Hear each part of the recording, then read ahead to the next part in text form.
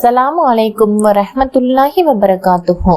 இன்று நாம பார்க்க போகிறது பொறுமை, நேர்மை, தூய்மையான நற்குணம் ஆகியவற்றுக்கு சிறந்த உதாரணமான நபி யூசுப் அலைஹிஸ்ஸலாம் அவர்களின் வாழ்க்கை. நபி யூசுப் அலைஹிஸ்ஸலாம் அவர்கள் சிறுவனாக இருந்தபோது அவருடைய தந்தை யாக்கூப் அலைஹிஸ்ஸலாம் அவர்களை மிகவும் நேசித்தார்கள். இதனால் அவருடைய சகோதரர்கள் பொறாமை கொண்டு நபி யூசுப் அலைஹிஸ்ஸலாம் அவர்களை கொன்றுவிட திட்டமிட்டனர். ஒரு நாள் அவர்கள் அவரை ஆழமான கிணற்றில் போட்டுவிட்டு சென்றனர். ஆனால் அல்லாஹ்வின் கருணையால் பயணிகள் வந்தனர். அவர்கள் நபி யூசுப் அலைஹிஸ்ஸலாம் அவர்களை கிணற்றில் இருந்து எடுத்து எகிப்துக்கு அடிமையாக விற்றார்கள். நபி யூசுப் அலைஹிஸ்ஸலாம் அவர்கள் வளர வளர அல்லாஹ் அவருக்கு ஞானத்தையும் அருளினான். அவர் எகிப்தின் அமைச்சரின் வீட்டில் வளர்ந்தார்கள். அங்கு அமைச்சரின் மனைவி அவரை தவறான செயலுக்கு அழைத்தாள். ஆனால் நபி யூசுப் அலைஹிஸ்ஸலாம் அவர்கள் அல்லாஹ்வை நினைத்து அதனை மறுத்தார்கள். இதனால் அவர் சிறையில் அடைக்கப்பட்டார்.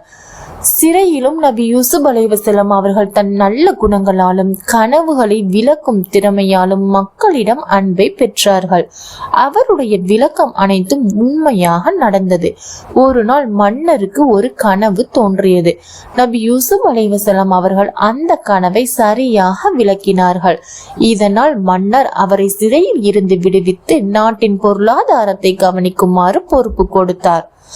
பெரிய பஞ்ச காலத்தில் நபி யூசுப் அலைஹிஸ்ஸலாம் அவர்களுடைய சகோதரர்களே எகிப்துக்கு உணவு தேடி வந்தனர். அவர்கள்தான் சிறு வயதில் அவரை கிணற்றில் போட்டவர்கள். ஆனால் நபி யூசுப் அலைஹிஸ்ஸலாம் அவர்கள் பழி வாங்காமல் அவர்களை மன்னித்தார்கள். அவருடைய குடும்பத்தையும் மீண்டும் ஒன்றிணைத்தார்கள். யூசுப் அலைஹிஸ்ஸலாம் அவர்களின் வாழ்க்கை நமக்கு சொல்லிக் கொடுப்பது என்னவென்றால், பொறுமைதான் மிக பெரிய ஆயுதம். அல்லாஹ்வின் பயம் நம்மை பாவத்தில் இருந்து காப்பாற்றும். மன்னிப்பு தான் மிக உயர்ந்த குணம். இதுவே நபி யூசுப் அலைஹிஸ்ஸலாம் அவர்களை பற்றிய சுருக்கமான கதை. அல்லாஹ் நம்மையும் அவரை போல பொறுமை, நேர்மை மற்றும் தூய்மையுடன் வாழ தௌஃபீக் செய்வானாக.